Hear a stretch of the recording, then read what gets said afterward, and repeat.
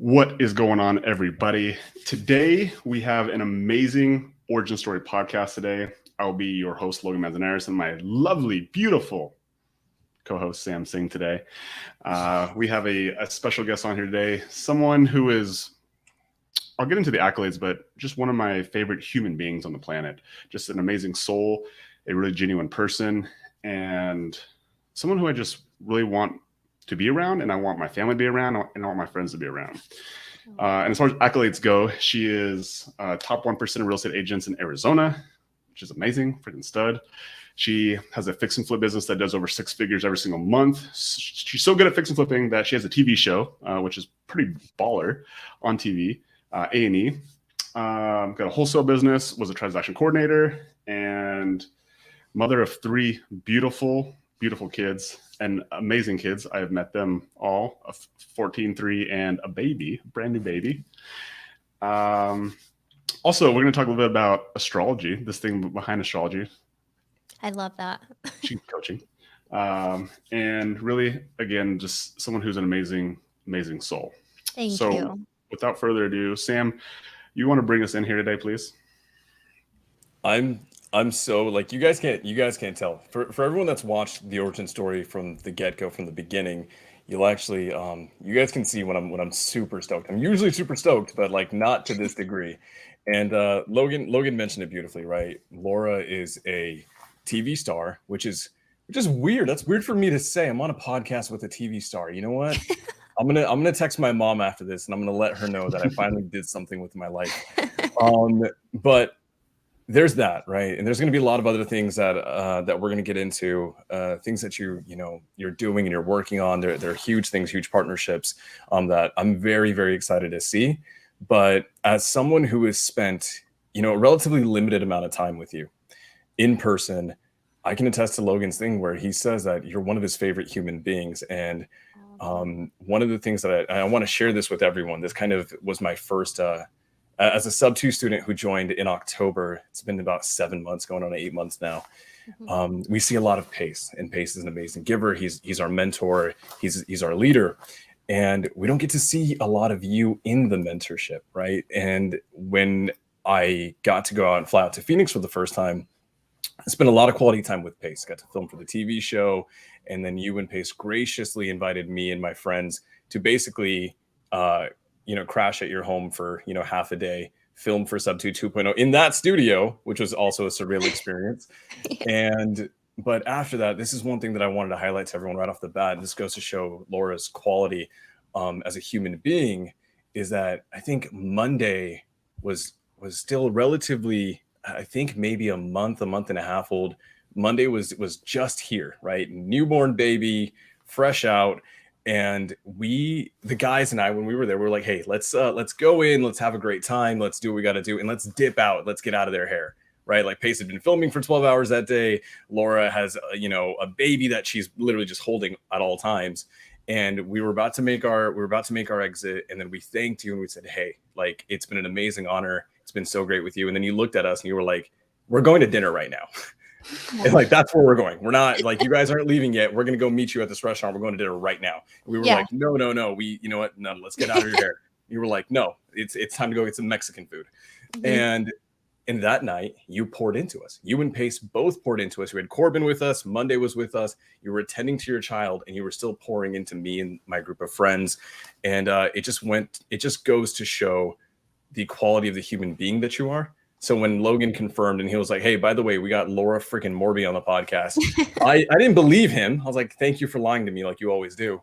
But I was super stoked about it. So all that to say, guys, I wanted to start off and letting you guys know how amazing Laura is, because she is absolutely freaking amazing.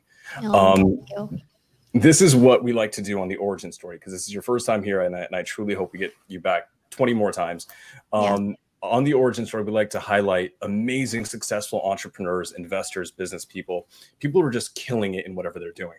Mm-hmm. And that's amazing, and it's inspiring, and it's motivating. But it's hard for people to relate to Lambos, to Rolls Royces, to gigantic mansions. But what they can relate to is the journey that got them there. Yes. The fact that we're going to get into a lot of this, and this is what this is all about, is highlighting where you started you know, the hurdles, the hoops, the struggles that you had to go through, even the wins that you had to get to where you are now. Yes. And then after that, we'd love to see where you're going. We know where you're going. I put it in my post on Facebook today. You're going to the freaking moon. But let's lead this in. So Laura, we would love to hear your origin story. Oh my gosh. Where do you want me to start? Do you want to start from when I opened my eyes, or what do you want? Yeah. I would love that. Like, we can be here all when day. the umbilical cord got cut. I think, Laura, I think a great place would be to start, because I think you talk a lot about is growing up with a contractor father, and how that shaped you from like going to job sites, and kind of how that kind of shaped you into real estate. And if you don't mind, I think that's where I think was a great opportunity for us to at least get the party started at. Okay. Well, let's definitely, my dad is my favorite person. So if he ever watches this, I love you, Dad. But my dad, he came from nothing. So he had a absentee father, not his whole life, but he was abusive, as many people were in that generation. And he, the second he was old enough to threatened to kick his dad's buns if he touched his mom one more time. He was like, don't touch my mom again. If you do, I'll kick your, you know what? And his dad got pissed off and left, and that was it. And so he and my grandma, he's an only child, unfortunately, not by choice. My grandma had a really hard time. They lived in, you guys aren't from here, so you don't even know where I'm about to say, but it's past Apache Junction. It's past Superior. It's this teeny little town called Dudleyville, and it's a dud. It's a dud of a town. It's horrible. But he grew up in Dudleyville and lived in a trailer, and he had nothing. He had a single mom who had nothing. He didn't come from a family who taught him anything. He came from nothing, and he moved to Tempe, and he was so poor that he used to go, Tempe was part of a larger orange grove that's now gone. He used to pick oranges off a tree to eat for food. And he was just a framer. He was a framer. So he was, in the 1970s, long hair, jean cutoff shorts, no shirt, bags on, framing houses around the valley. And at some point, he decided, you know what, I could do this myself. He got his contractor's license, but my dad didn't make money until he was 38 years old. So my dad struggled his whole life, but he made really good money. He got his first major job, which was building an apartment complex. And for the first time in his life, he finally was doing well. And he did incredibly well. He's very immature. He was an only child, immature in the best way. He's hilarious. But he met my mom. My mom was just this cute little blondie from El Paso, Texas. Little half Mexican short girl, and he met her at his basketball game. So one of my mom's friends was like, hey, you got to meet this really handsome guy named Charlie Foss. And so they got married, and he built her their first house, and it was in Chandler, and they just had a really nice life. But growing up with my dad, this is probably, in my opinion, one of my greatest strengths. And this is something I haven't shared with many people, and I haven't spoken about before. But my mom, I have never heard her say anything bad about my dad. So even when my dad was acting like an only child or throwing a cell phone because he was ticked off at someone about a job, she would never say anything about him. My mom is so in love with my dad. She is like the ultimate support system. And so I grew up thinking that's how all marriages were. That's how you're supposed to be. You're supposed to love each other and be affectionate, have sex all the time and be super happy and never talk about each other. And then I realized really quickly that a lot of other people's parents are horrible to each other. They don't talk to each other about their problems. They talk to other people about their problems. And then a lot of my friends constantly complaining about their significant other. And that's really foreign to me. Mm-hmm. And so I think I'm really blessed with that example first and foremost for my parents, because now I'm married to someone who is very similar to my dad. He's extremely driven. He's very busy. And a lot of people rely on him. And that's what I remember the most about my dad is my dad was a pillar in our community. He was very involved in our church. And so a lot of people relied on him. You know, he had 300, 400 employees that all depended on him to get up in the morning and do his job in order to put food on their tables and feed their kids. And so I grew up being explained that responsibility as both a blessing and something to be taken very seriously. And so I understood why my dad was gone a lot. I understood the sacrifice my family made. I didn't have a dad who had a 9 to 5, who showed up at 5 o'clock and we ate dinner together. I had a dad who was, you know, up at 3 o'clock in the morning and he was running job sites between 4 and 5. Like I'm used to that. So I'm really blessed in that regard as well, because not just growing up with a construction company owner father where I have, you know, my segue into my love for homes and real estate, but also a really good example of an entrepreneur family and how it's supposed to be and the ups and the downs. And sometimes you have insurance and sometimes you don't. And the time sacrifice and everything that goes along with that. So I'm really lucky for that too. So that would be my intro into my dad. But if you want to talk about my dad and construction, I also thought it was normal that we used to just walk properties all the time. Like anytime I was with my dad, we were on job sites. Like I knew if I was going with my dad that I couldn't wear sandals. I had to wear like shoes, you know, because I know exactly how to walk through a job site. I used to be like, I was just like a little, you know, fairy girl hopping around job sites. And, you know, I knew what to step on and what not to step on. And I think probably by the time I was 10, just because my dad's a framing contractor, I knew from just the sticks, like where's the bathroom, where's the room, where's the closet, how is this going to get framed out, what this is actually going to look like, why certain things are done certain ways, just because he would take us with him and he'd show us what he was doing. And it was fascinating. So I thought that was normal too, to go to job sites and walk homes all the time. And I thought it was normal too. Like we used to drive around and, you know, my dad had been in business for so long that he'd be like, oh, hey, I built this neighborhood or whatever, or I framed this house or, you know, which is funny. You know, every time I got in his car, I was pushing plans out of the way so I could sit in my seat. So, yeah, I was really lucky in that. But to be honest, growing up, I never was like, oh, I'm legacy. I'm going to take over this construction company. I knew it probably died with my dad.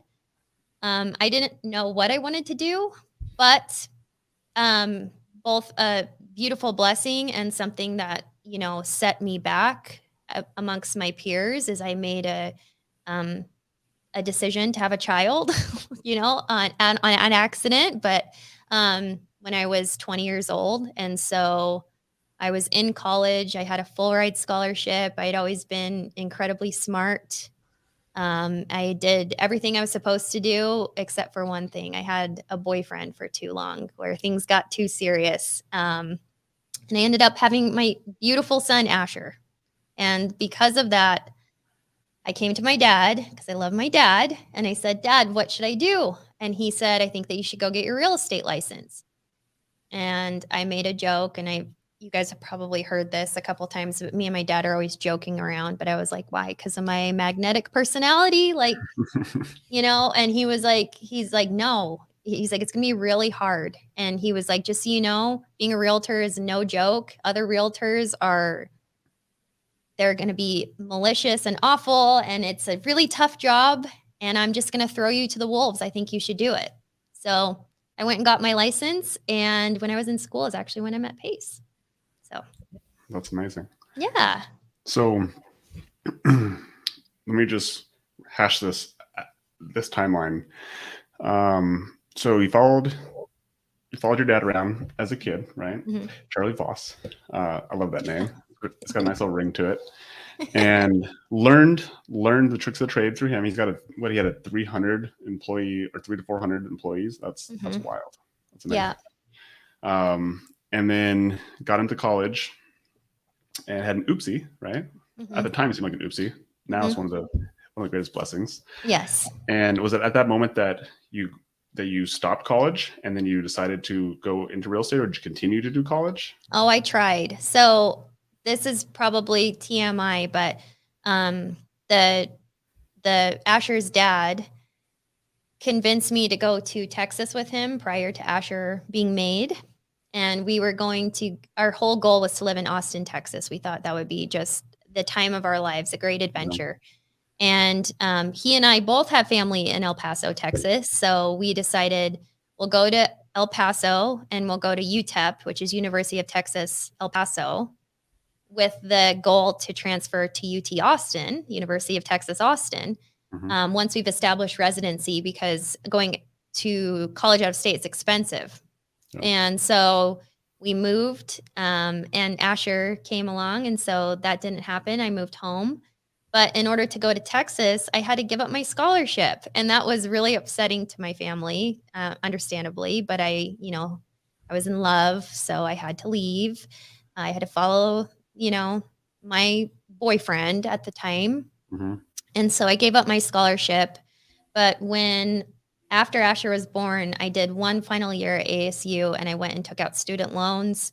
And this is going to sound hilarious because I took out 10 grand at the time, but I was like, that is so much money. I can't do this every year. This is too much. I just want to say that I still have student loans for my grad degree and they're nowhere near $10,000. Yeah. So, okay. I'm just saying Laura came in and flexed on me with the studio setup and everything. And then now again, okay, I'm quiet. Yeah, no, I mean, I look back at it now and I can kind of laugh that I didn't keep going. But this is really, I don't talk about her often because I don't think that she would appreciate it. But my sister had something really similar happen to her the year before. She actually got pregnant. We're a year apart. She got pregnant the year before me, ended up alone too. And my sister took a totally different path. She had the same scholarship that I did. Mine might have been a little bit better. Got a little bit of sibling rivalry, but really similar. But she finished and then she went on and she got her master's.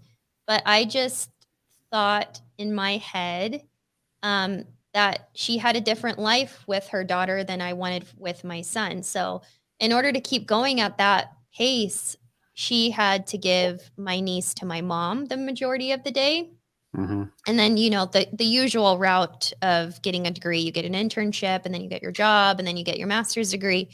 And so, there's been points in time in my life where I'm comparing my sister who had a very similar set of cards dealt to her.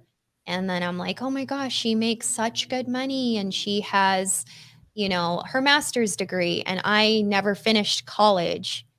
And I felt, you get these, did I make the right choice? Because we're all playing, like one of those books, the choose your own adventure books. Like every decision we make changes things a year in the future, 5 years in the future.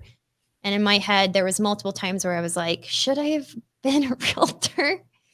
Should I have done that? Or should I have got my master's? Or should I be working for corporate America? I don't know. Now I can say confidently, I'm happy with the decision I made, but you never know. Well, the reality of being, especially at that young age, right? You said 20, you were 20 when you had Asher. And the few years after that and I think you mentioned this, that at the time it felt like a setback versus your peers, because reality is when you get pregnant young, your life, your career typically has to be put on pause for a little bit of time. It does. Until you can restabilize and then have a foundation to launch off of. Yeah. And I just turned 26 this year and very recently, and it's funny because now I can reflect on it now, and I remember going through undergrad, going through grad degree, and doing, my previous industry that I was doing very, very well in. And I made that decision the entire time I was contemplating if I should leave or not. And what you do at that young age is you play this it's human nature. You play this game of what if, and you look at the people around you and all you're doing, it's like split testing. It's like you're seeing what they're doing. What if I had done that? What if I had done this? What if I stick this route and it doesn't go the way that I hope it will? And am I compromising what I believe could be my destiny, my future, where I think I'm supposed to end up or not? Yes. But let me ask you this. I mean, because I love mindset stuff. It's actually one of the most important, I think the most important thing When looking back at it now, what got you through that type of, because those thought processes can become very dangerous very, very quick, because Right. they can cause you to have, there's a lot of toxicity that's involved. Yeah. So how'd you get through that? This is, it's probably something that maybe, it obviously can't be duplicated for whatever, but once I had my son, it's like you don't necessarily live for yourself anymore. You're living for another person.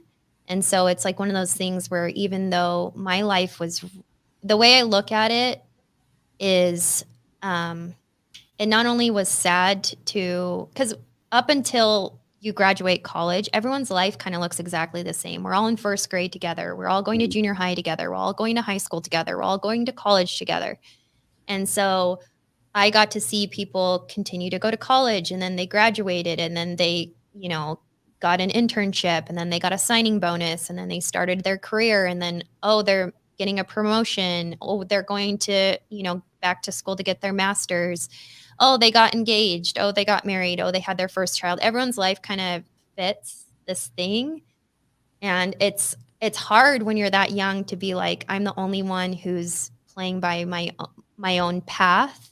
And the way I think about it is like most people, you take off down the track, you take off, you're running, walking, whatever. Some people have a limp, some people have a car, like everyone has a different thing, but most people are going. What I did by having a child was I kind of dug myself a hole that then I had to climb out of to keep going along with other people. And that was like really hard. But what kept me going is I just had the sweetest, and I swear, I'm not going to bring anything religious into this because I'm not very religious myself, but not like I don't believe that there's something or someone, believe whatever you want. But it's crazy what kind of child I got, because I didn't get some wild, crazy, mean. I got like the sweetest little boy. And so he's just been easy from the second that he was born. He's just kind, and he's like, even now, like he's a teenager and he's got testosterone, and yeah, he rolls his eyes at me a couple times, but he is so nice and just so sweet. And so like, even though my life was hard, like I got like this really easy baby and this easy toddler and this easy kid. But when you wake up in the morning to that cute little cherub face, it's really easy to motivate yourself to keep going, because you have to, like you can't just sit in bed and feel bad for yourself. You can't sit and think and making a decision for the next 4 months. You just have to do things. You have to get up and make it happen because there's someone else relying on you. So I want to touch on that. And I've got the opportunity to meet Asher and hang out with him. And he is very much like, again, a pure soul, which he gets that from his mother, right? Oh, he is sweet. The question I have for you on that is, as Pace came into the picture, obviously Asher is not Pace's biological son. No. So kind of describe a little bit of that process of how Pace came into the picture, how that relationship grew, and some of the things that may have been challenges when somebody comes into that sort of situation. Yes. And I can actually, I've experienced in that. And so, you do. I love it. You have a very similar, yes, very, very similar thing going on. Yeah. So if you don't mind kind of sharing your experience a little bit on how that relationship between the three of you guys grew. Yeah. So, after Asher's dad and I split up, we split up when I was still pregnant with Asher. But, of course there are people that, it's not like I died, I still, want to have a partner. And so I did date other people, but I was really honest. I was like, I want to get married and I want to have more kids. And, I don't want you to meet Asher. Like I had no desire in any of my boyfriends to meet Asher unless it got like serious. Yeah. And, there were people who I dated a guy who had gone through a divorce, which is, pretty similar to the style of what happened with me, like it's not like I was married to Asher's dad, but, breaking off an engagement and when you have a child together is a pretty serious deal. Yep. But he didn't want kids. And so I just was like, hey, like I'll have fun until this is not fun. And then I I'm done, you know, like we're just not meant for each other. And again, I think that comes from, like I see a lot of people date around and they aren't honest with, they probably don't even know what they want. No. Or they do, and they hope that that person can become that. And I think since I had a kid, I was like, this is what I want. Like, I want someone who wants to be a dad. I want somebody who wants to get married. And I'm not going to force you to do that. But if that's not you, then cool. Like, I'm going to move on. So, yeah, I dated other people. I had great relationships. I have nothing bad to say about anybody I dated in between Asher's dad and Pace. But this is Facebook. A long time ago, used to have this little section of people up in the top right that was like people you may know. And usually it's people that you do know that you don't like, you know, that you just don't want to add him as a friend. But he popped up in there and I didn't know who he was, but he was handsome. And so, I added him as a friend. I did it. And So funny. and then I just, over the next couple of months, the newsfeed in Facebook used to be chronological. So then he was popping up a lot. And he was doing all sorts of stuff, you know, like he was, you know, working out and going to New York and golfing and doing all this stuff. And I didn't know at the time, but he was going through a divorce. And so, you know, when you go through a divorce, you know, you get your mojo back. And so that's probably what was going on with him. And he was posting just a ton of stuff. So he'd show up all the time. I was like, gosh, this guy's so hot. Like, who is this person? So I was on the phone with my best friend from childhood. And I was like, there's this really hot guy on Facebook. And I was like, should I say something to him? And she was like, yeah, you should. And I'm like, yeah, like what? Like, hey? And she's like, yeah, who cares? So I thought about it. And at about midnight, I like got a wild hair up my butt. And I just was like, hey, that's all I said to him. And, and then I went to bed. And he, of course, woke up at the butt crack of dawn, which is classic Pace. So he was up at like 3:00 in the morning being like, hey, how's it going? And so when I woke up at 6, I was like, you are really like hot. Like you're really good looking. And he was like, you know, probably like, you know, I don't know if like he had been around a lot of aggressive females, I guess, too. But and I'm like usually not like that, but I guess I chased him. So we talked that whole day and we like talked about like, you know, everything you could imagine. And he goes, hey, do you want to go to dinner tonight? And I was like, sure. So he took me to sushi. And when he said he was going to pick me up, I was because he's hot. So I was expecting him to be a douche. And so I was expecting him to pick me up in like a douche car and be full of himself. And I just was like, you know what? I'll just have a nice dinner and he'll be pretty to look at and maybe we'll make out. And then like, that's probably it for me and this guy. No like I usually tongue on the don't first go date. for people because they're hot. Like I like if you look at like who I've dated, I don't necessarily have a type. It's like I like people for like their minds. So then I'm like, so he shows up in like not like a classic Ford pickup, just in like, you know, an old Ford pickup, like 10 years old, kind of beat up, like it's been to a couple job sites. And he walked up to the door and he was like, aren't you going to introduce me to your parents? And I was like, no, I have a kid. Like, jig is up. Like, we're fine. Let's just go to dinner. And he had like brought my dad like a sleeve of golf balls as a gift, like super sweet. Oh, nice. And we went to dinner and we just like talked for 3 hours and just had a good old time. And did you guys make out? Huh? Did you guys make out? No, he walked me up to my door and he was like, well, have a good night. And I was like, did I do something wrong? Like, I'm just like standing there. It wasn't even like, hey, have a good night, pal, or like shake my hand. He's like, hey, have a good night. And I was like, okay, I must have said something weird. But then the next day he was like, hey, do you want to like, can I come over? I'd love to hang out. And like, I want to meet your parents and you know, all this stuff. And I was just like, okay. And we've been together ever since. And I guess that whole not kissing me or hugging me or whatever that first night was like a play. He's told me that after. Playing the long game. Yeah, that he was like, I'm going to make her think about this, which it worked. I was like, So I was in San Francisco a few months back. Actually, right after I left Phoenix the first time when I was hanging out with you, probably 2 days later, I Yeah. flew out to San Fran and I was hanging out with a good buddy of mine, Jonah Corchin, and Yeah. he and I were actually talking about Pace, Mhm. about Pace's closing skills. And then I think it was Jonah who said it, and he was like, "Dude, could you imagine Pace in his prime? Like how much of a lady killer that guy was?" And then me and him thought about it. We were like, because we've seen him close people, right? And we're just like, wonder how he would weaponize it against the female sex. And Oh then my so we just gosh. got it, guys. So for all the guys watching who are maybe struggling a little bit, Yeah, I there you go. do. There's the game plan from the greatest closer on earth, who Yeah. he got her to. Laura DM'd him. He got her. He knew what he was doing. He was on the people you may know thing. He strategically placed himself there. Suggested friends. Exactly. And then he got her to DM him, and then he got, this is amazing. He shows up, he didn't rent a car. He shows up in a beat up Ford, and then Which was really his car. amazing. So, and then on top of that, he's just like, I love it. I love the whole, and it's so Pace, right? It's so Pace to be like, oh, can I meet your parents? Just super nice on the front end.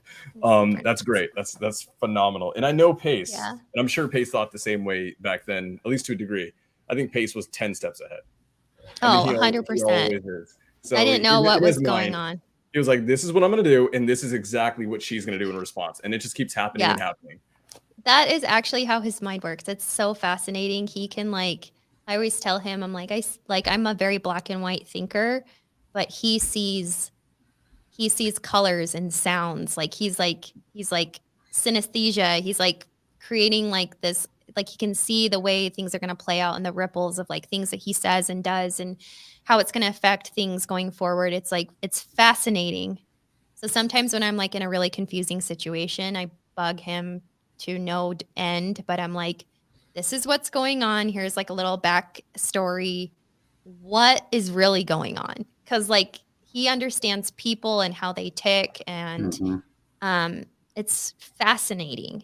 And what's good is he uses his power for good and not evil, because sometimes I'm like, you could actually be really scary because you understand this so well.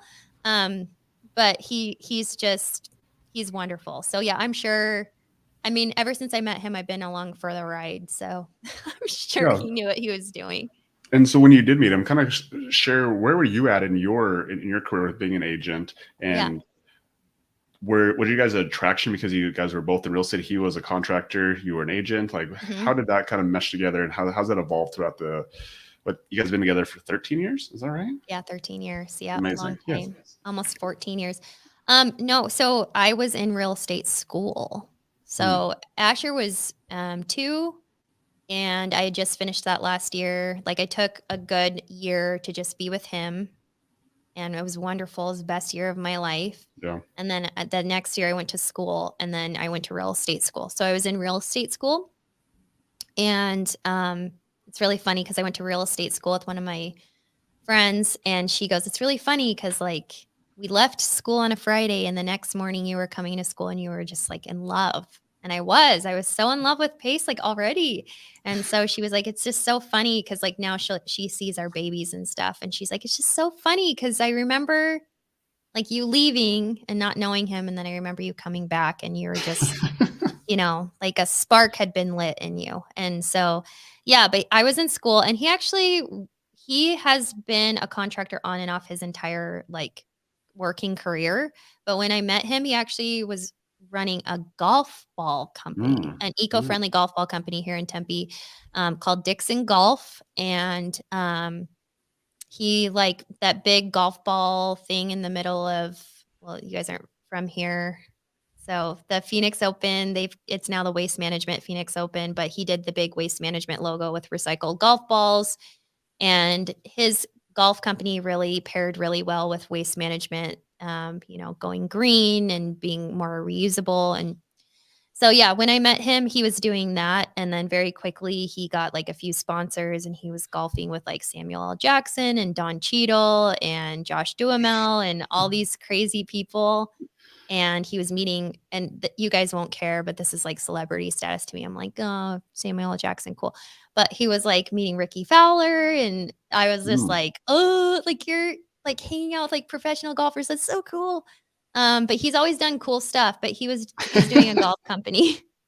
And then I don't know if you remember, but when Tiger Woods, the whole scandal, cheating scandal, they made golf balls with his mistress's faces on them. Oh, nice. And that was Pace's company. See, goes to show how good of a marketer Pace is, right? Yeah. Yeah. No, he's fantastic. Yep. So that's what he was doing. So touch on that, because you've talked a little bit about, I've heard you talk about that you're really into golf, you're into basketball. So were those sports that you played growing up, and do you still play golf? Do you still play basketball? Yeah, I actually bought this shirt for golf. I see that. I don't know if you guys can see it. It's very fancy. I know, it's a golf shirt. Because I'm very big on the beginning proper rules of golf. Like, I refuse to wear jeans to the course. I don't like it. Like, even when you go watch a tournament, people are wearing jeans, and I'm like, do not wear jeans on the course. Goodbye. Hate it. But you have to wear a collared shirt, and I'm very big on that too. I think that that's a thing. But I just thought this was so cute and feminine, but it's a golf shirt. So I got myself a cute little golf shirt. Anyways, but yes, I love golf and I love basketball. My dad wanted boys and he never had any. So he had 2 girls, poor Charlie Foss. But he put us in golf and basketball. And so, I mean, I still had my own girly interests. I still was a cheerleader and stuff like that. But awesome. I really love golf and basketball. I love watching both, and we love playing golf. We don't do it that often anymore, but we used to go every Sunday as a family and play, which is really fun. That's amazing. Yeah. Me and my wife both played basketball all the way through high school. Katie was actually pretty good at basketball as well. I think she won a state championship in high school. So that's so she's cool. A baller. Yeah, she was a baller. I spent this much time with her, and I didn't know that. And as far as being with picky dress thing, I'm big on tennis. I grew up on tennis, and that was what I did in college. And so Wimbledon, it's one of those things, not to deviate too much, but they have this all whites rule, and to me, it's religious. It's like if you have to, if you any pop of color, you're breaking tradition, you're breaking culture, you're axed. You've immediately disgraced yourself forever. No coming back from it. That's how I am. Tradition. I love it. You're in good company. Tradition. Yes. And Sam's being modest. Sam played college tennis for Fresno State, so he's a stud, really good athlete as well. I'm okay. I mean, okay, athletes, dude. You're okay, sir. You're fantastic. Laura, you have to know this. We actually have a standing pact. It is a part of our contract. Everyone watching, this is a part of the Origin Story co-hosting contract that Logan is never allowed to show up to this podcast next to me with a tank top on. If he does it, my professional career, it's done before it's off the ground. I appreciate that. Yes. Yes. I appreciate Laura, that. You've seen this man. You know what he's hiding underneath those sleeves. It is I can't do it. I should have worn the same shirt as Laura did today. That's so funny. I love that. So I want to ask this. So now, you're with Pace. You're madly in love. Pace closed you, 10 steps ahead. You had no choice in the matter. I want to hear about this because she is absolutely one of the funniest human beings I've ever met in my life, and that is Corbin Morby. Oh yeah. And so I'm like, who, me? Yeah, you too. But Corbin, I think. Have you seen Laura's reels? Laura's funny if you guys don't follow her on Instagram, Laura on social media, I have to say this. I actually do follow you more than I do Pace. Your stuff's actually freaking hilarious. But after that time, when we were at that Mormon Mexican restaurant, we Mormon Mexican Corbin with that's wild. Mormon Mexican restaurant in Mesa. That came from my brain. That's there's a whole genre of Mexican food here. It's Mormon Mexican food. They put sugar in their salsa and nothing spicy. What makes it Mormon? Just that it's sweet? Is that? Well, it's run by Mormons. Because here's what I learned about Mormons, and all the Mormons I know, I love them. I truly they're great human beings, really good souls. And so what I learned about their culture is that they do shakes, right? They have they do this. What do they call those? Just shakes. Is they have shake shops instead of going to bars or going to coffee shops. They do the shake shacks or whatever they are. Very 1950s. Soda shop. That's what it is. Oh yeah, I went to one of those today. Soda shops. 10 out of 10. Okay, so that's the next thing. That's the thing. Putting milk in your soda. That's Okay, I'm very gonna write this shocking, I down. guess, to America that Mormons put milk in their soda, but it is, I mean, don't knock it till you try it. It's very delicious. So next time I'm in Phoenix in that area, okay, Yeah. soda shake, that's on the list. That's on the to-do list. But Mhm. I want to hear about this, right? Because Pace, I think you said Pace was going through divorce around the time that you met him, or had Mhm. just gotten through one, and then you had Asher, and because Logan, I want to hear your thoughts on this because you've been in this position. Is the acclimation process, right? Of here's the new guy, and he's going to become dad, right? And so I want to hear about how did that go, and I'm just wondering if Pace was already 10 steps ahead of Asher too. Like, did he? I Oh. think he might have mapped it out. Oh my gosh. Well, Pace is comes from a family of 12 and he's number 3. So Pace is fantastic with kids. I always wondered how my mother-in-law did it with 12 kids. It's And wild. I think that as like you have more babies, the older kids kind of help out. And so Pace has always, he's probably better with kids than I am, to be honest. He's fantastic. But he's always come in. He, of course, asked permission to meet Asher, and I didn't let him until I knew it was serious. And everything that he did in the beginning was, I'm just going to be his friend. He already has a dad. I'm just his friend. And um, he also, like it was funny, like when I was trying to potty train Asher at the time, and all it took was I bought Asher some little big boy underwear, and he was like, "Wow, man, these are cool." And Asher was potty trained like that night. I was like, "What is going on?" And so they've always been close, like as friends.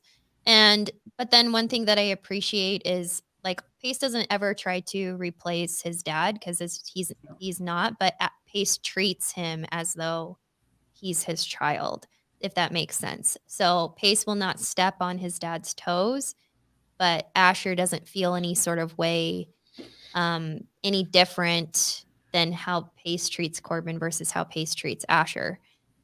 Pace treats them both the same. He loves both of them the same. He loves Asher as if he was his own child. So he's been wonderful, and he like even asked, like he never disciplined him. He would say, I'm not ever going to ask. I'm never going to do it. I'm never going to overstep my boundaries. I've had to ask. Asher's so easy. So this is like such an easy conversation because like Asher never was naughty. And so, there was like a handful of times where I'm like, I don't know what to do. And I asked for advice. Um, but Pace is just like I've heard other co-parent situations where the other father is still involved, where the mom's like, you can't talk to my child, you can't parent my child, you can't do that. Like there's none of that, but there's also no like I'm his dad Yeah. and any of that type of stuff too. So I think as far as Asher's concerned, and sometimes to be honest, like 100% transparent, I think that we would just be lying to ourselves if we didn't think that Asher might feel a certain type of way because he's essentially his stuff is always in 2 different houses. He has 2 different set of rules. He has 2 different everything. And that's weird, especially if you've come from not a broken home. Like there's a certain amount of like, I feel bad that is his, like, I don't feel bad. I feel awful. That's the better way I used to hold him when he was a baby and just cry and apologize to him that I did this to him, So I think I would be really silly to say that I don't think about that. But Pace told me that he doesn't know any different. And so it's true. Like, although he's seen different, like he's 15 years old now. He knows some of his friends live in a house with both their mom and their dad. He's not, that's not lost on him. But he also, Pace is right. He doesn't know any different. This has been, from the time he was 2 on, he was with his dad part-time. So I think it's as good as it can be. I think that we don't create like a Disneyland dad type of house where we're like, we'll buy you whatever you want. We don't have any rules. Like he contributes to the household as like a normal member of our family, but I think that we're a really happy family. Like we don't fight. We don't cause drama. We genuinely love each other. We genuinely love spending time together. And we try our best to make a lot of memories with him and teach him things. And I mean, he's not grown up yet, and I'm sure he's going to make mistakes. And I've told him that too. I'm like, you're going to make mistakes. And I just want to let you know that I still love you no matter what you do. And I just, it's not like I think I'm his friend or anything like that. But I think we've done a really good job so far. And I'm sure he will turn out wonderfully. But of course, he's going to make mistakes just like we all do, just like I did, right? We all make mistakes. Back to what Sam talked about, and I would definitely want to touch on this because I, not only in a very similar situation in my adult life where my wife had a 4-year-old and when I came into the equation, but I felt that I was called to come to that situation because I grew up in a broken family. Mm-hmm. And it was like one of the things that at the time as a kid, I let it affect my life, and it made me really angry that my parents split up. Yeah. Because I had this fantasy of that my parents were going to be together forever. And right. when they split up, it was something that I took really hard. And yeah. I lived in 2 different homes. I went back and forth, and I played the game. And so when I got this opportunity to date Katie and her have a child, like I felt like I was called and I was ready for that situation. And very similar to how you and Pace handled it is I never pretended to be dad. I never played Disneyland. I never, again, I was just a friend, and her dad is still in the picture as well. And I think one of the things that I'm always conscious of is to always speak highly of her dad and to praise, and just understanding that, because I know when I was a kid that I hated when my mom would like talk crap about one of my dad's girlfriends, right? Oh, yeah. Or like when they would talk crap about somebody else, like I hated that. And so just like knowing that, like being in that situation, I'm like, I want to be really respectful. That way I keep the respect of Kobe, who's our 12-year-old, because I know that the moment that I try to I disrespect her dad, I will lose her respect. And I never wanted that. And I think it sounds like Pace played that same game, right? It's just always being respectful. I think it's really important. And it's really funny. They've done studies that shows like whoever if you are tearing down the other parent, even if it's true or the kid can see it, it's like psychology. It's human nature. Your child is going to want to defend the parent that's being talked about. So you're 100% right. It doesn't do any good to talk to them about any of that stuff because it's not, but it's like, it's such an interesting thing because like the odds that Asher's dad watches this, it could happen, and so it's interesting, and I hope he feels the same way. I don't know, but I'm really blessed as well on that side. I don't know how Kobe's dad is, but Asher's dad married a girl that I went to high school with, and before they got Asher like half time, she changed her hours around to where she could be done with work by the time that he got out of school, so she could make sure she picked him up from school. That's awesome. And so she, from like the time he was like 5 years old, she's gone into work at like 4 a.m. And they have 2 other little boys now, and she treats Asher the same as she treats her biological children. And, they always have like a cute little dinner together, and Asher's dad teaches him, how to work with his hands, and his Asher's dad's father, so Asher's grandpa's really wonderful and kind, and they're all really smart people. They all, his dad's Asher's dad's dad, so Asher's grandpa's an engineer, and his mom was a school teacher, and so they really value education. They're very smart. And so I hope that Asher doesn't grow up with like any sort of parent issues, but you never know. I think it's about as perfect as it can get. I want to say this because this matters. Mm-hmm. And this, God dang it, this goes back to Pace's wisdom. Pace always having wisdom. Yeah. I am the product of, I have no idea who my dad is.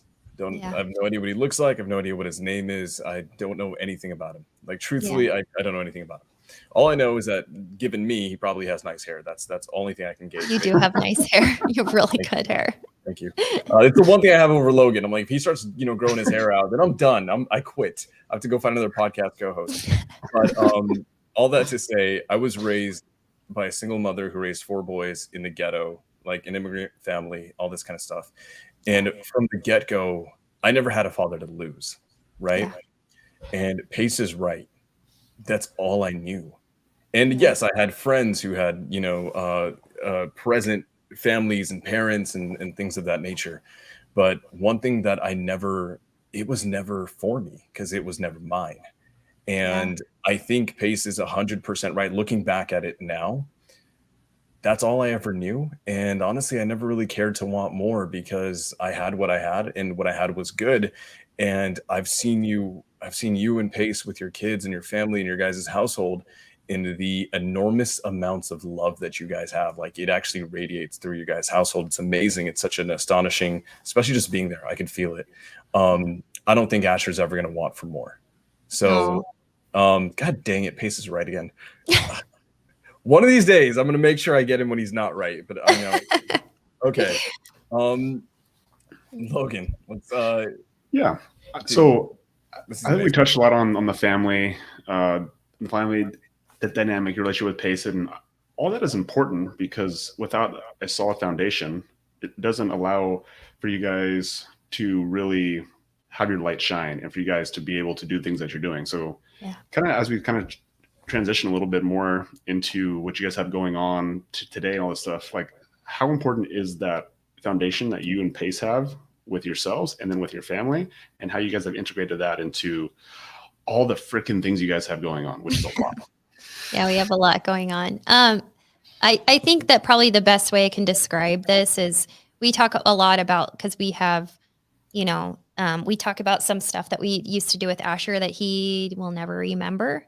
And we have little girls right now who won't remember half the stuff that we are teaching them or doing, or, like if they go to Disneyland, they're not going to remember it. Yeah. But the way that I describe it is, although they might not remember, it lays the foundation for who they are. It makes sure that they're secure and they're happy and they know that they're loved and, they've got to talk to different people and see different things. It makes them a different child than who they turn out to be. So although they don't remember, it's still fine that we're doing these things, because sometimes people have an idea about a kid, like you shouldn't take them to do this because they're not going to remember anyways. I feel kind of different about it, but that's how I feel about a lot of what Pace and I have going on. Like there's so much stuff that we've been through. I feel like we've lived a million lifetimes. We just had an anniversary and I was telling him that I feel like we've lived. I mean, at this point, I've lived a good portion of my life with him, not yet half of my life, but almost. And I feel like the amount of things that we've done and experienced and the wonderful highs and the lowest of lows and all the places we've been and the memories we've shared, definitely, although, they might not make, for a good story, they make us who we are today. So, how I was raised, how he was raised, his dad, has taught all of those kids, every single one of them, 12 of them, how to work with their hands, how to build beautiful things. They're all incredibly hard workers. His mom has this thing where she says, wake up in the morning and put on your shoes, and because you don't know where the day is going to take you and you need to make sure that you're useful. So his mom is an incredibly hardworking woman too, and she's hilarious and she is creative and wonderful. And then also I think about, how everyone is kind of benefited by Pace and how he explains things. And that's because he's a great storyteller, and he's a great storyteller. He's worked on it too, but he's naturally a wonderful storyteller because his dad's a wonderful storyteller and his grandpa before him was a wonderful storyteller. And so it's just interesting to see all these little things that you can kind of build upon to become who you are and who we are as a couple, of course. And I'm sure, when we met each other, we never knew that this was going to be our life, and we talk about it sometimes and can't believe that this is it. Not that we didn't plan or have goals or, want this, but it's just crazy, how you can truly love people and love teaching people. And we have all put in our dues more than I would like to even say. We're not just talking just to talk. We really know our shit. We do. We've done it all, and we've been through really hard things and had really hard lessons. And so now we've kind of created this world where we are now making money on our skills, and we're helping other people make money through our experience. So you can take, steps 1 through 7 and skip them because we already did that, and we can get you started on step 8. I remember the day that, subject to, I remember the day like it was yesterday. It was like visibly seared into my mind. Pace was talking about it, and I was like, I have no idea what you're talking about. And he was like, he went into our backyard and he just totaled around in the backyard as a man does, did a million projects, and he was just listening to an audio book and anything he could find on it. And he was like, I don't like the way people are teaching this. This doesn't make sense. And so it just like became like this thing that he was just like passionate to learn about. And I don't even know why. It's like, I don't like, and then he was like, I'm going to do it. And I'm like, okay, this might not work out well. And he did one, and he was like, I'm going to make mistakes. I just want to know how this works. I want to see it be done. And that's kind of like, how he does a lot of things. Like he is not analysis paralysis. He's like, I'm going to figure this out. And I'm going to figure it out. I'm just going to go do it. So yeah, it's very interesting. All the building blocks of who you are and all of your experiences and your family and your ancestors make you definitely who you are. Very curious, right? That's what it sounds like to me. Like he's obviously very curious, and instead of thinking about it from a standpoint of like fail or success, he's just like, I just want to know, right? Like the outcome is knowledge rather than a specific like pass or fail. Yeah, he just wants to know. Yeah, that's amazing. I think there's a lot of wisdom in there, because then all of a sudden there's no expectation of, if it doesn't work out, it's just like, then you know. Yeah. But let me ask you this. So you talked about this before, that when you started in real estate, like you weren't working for Pace weren't working with Pace for a long time. So how long did you guys kind of do your own things before you guys decided to actually join forces? Oh, I will tell you this right now. And if anyone's watching, too long. So if you are not having your significant other help you out, why? And I honestly, still to this day, I don't know why this didn't ever occur to us, because we were parallel industries. So I was a realtor and he was a contractor. And so I worked for investors like my entire career. And so I would just be like, oh, you need a contractor, you need someone to do tile, you need someone to do a glass shower door, you need someone to do an inspection repair. And I'd send them to Pace. So I sent Pace a ton of business, and, he's fantastic. And he's always been so good at social media. And so his construction company's social media got him a ton of work.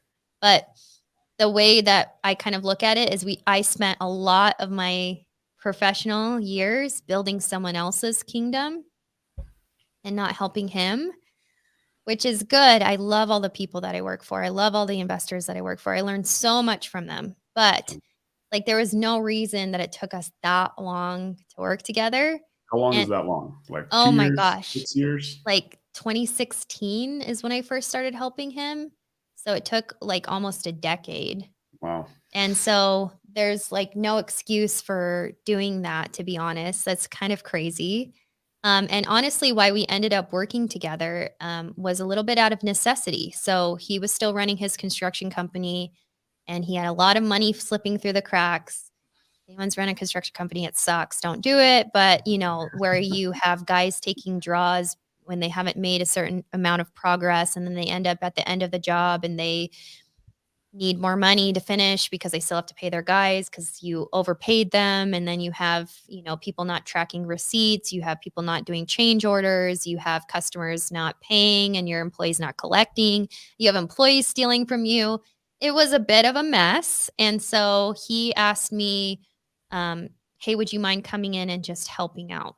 Because no one cares about your money more than your spouse. Not like I need to spend it and I care how much money he has, but it's just like, if I'm giving his card number out and I'm spending his money, spending company money. I care way more than an employee, right? Yep. So I ended up helping him out, and how we kind of came together in real estate. So, this is a little bit different, but I helped him out in his construction company for like a year and a half, almost 2 years. And this is so cool. I don't know if anybody knows this, but he worked for a woman and did a remodel for her. And when he met her, she was like, "You're so well spoken. Like, most contractors don't, even call me back. I've had contractors run off with money for me." And so she was really complimentary to him, which made him feel nice, of course. And she, asked him, like, when are you going to get into real estate, and when are you going to start investing? And, why are you working for other people? Why are you working for people like me? I'm the one who's actually in real estate. And kind of got him thinking. And she actually owned a Homevestors franchise. And so she decided she wanted to retire, and she offered it to him first. She remembered him from that job. And I feel like I would have to ask Pace the timeline on that, but it had to have at least been a couple of months. I think it was closer to 8 months since he had done a job for her. And she just called him and said, "Hey, would you be interested? I'd love to give you first dibs." And at the time, like, owning a Homevestors franchise, it's Homevestors caps the amount of franchisees they have in a certain market because they can't saturate the market, and they rarely go up for sale. And when they do, they're incredibly expensive. And so he came home so pumped. And in my head, because I started my real estate career in the recession. And so I know what Homevestors is. I know the model, buying houses cash. And so I was trained, and I spent a lot of my career. The market bottomed out in 2011 and didn't start to, really get kind of normal until 2013. So that was 4 years into my career of just dealing with that. And I thought, how will Homevestors work in a crash? Because the market is cyclical. It goes up and down. We all know it will. It's going to happen again when, I don't know. I don't have a crystal ball. We can sit here and guess and have a pretty educated guess, but it will.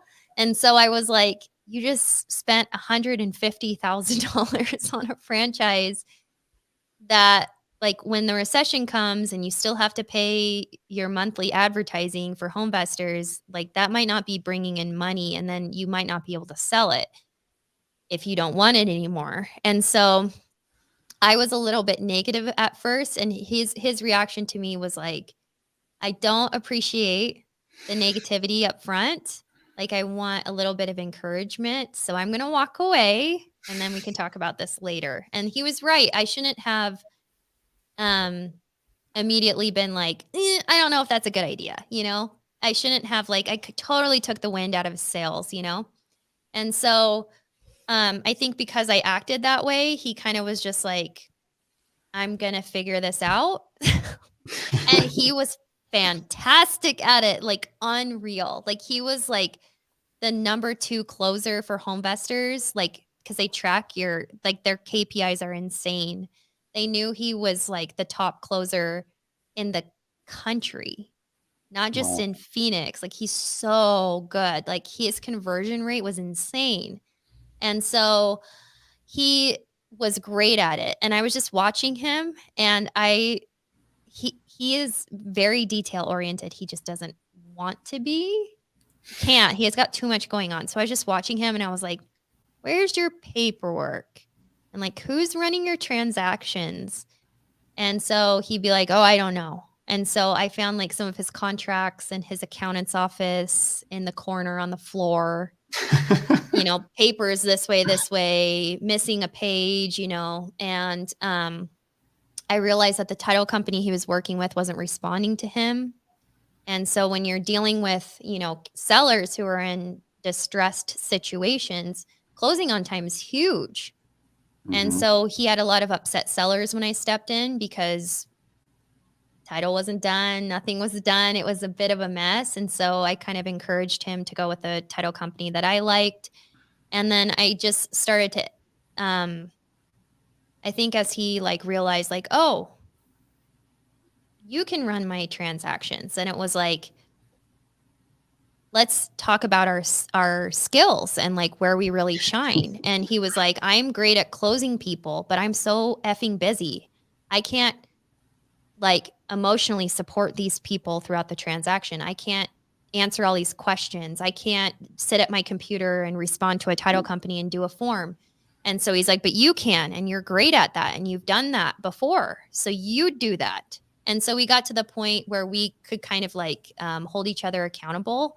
So we had the best pass off between the two of us. And of course, it's easy because we're married and everyone understood we were married. But we had a fantastic pass off for the sellers to where they understood like Pace will no longer be helping you. It will be me. Mm-hmm. It was really clear. And then so I was really easily held accountable because if a seller called him, that meant that I wasn't handling my station. And so we did that. And then we realized also that when you own a home investors franchise, it's really smart to get what's called a money phone because all of your leads are inbound. So they pay marketing and then it's like kind of a round robin for each franchisee. Each time an incoming call comes in, they just send it to your phone. Mm-hmm. So you end up like, it's not smart to have it on like your personal phone, because we all get spam calls and weird stuff.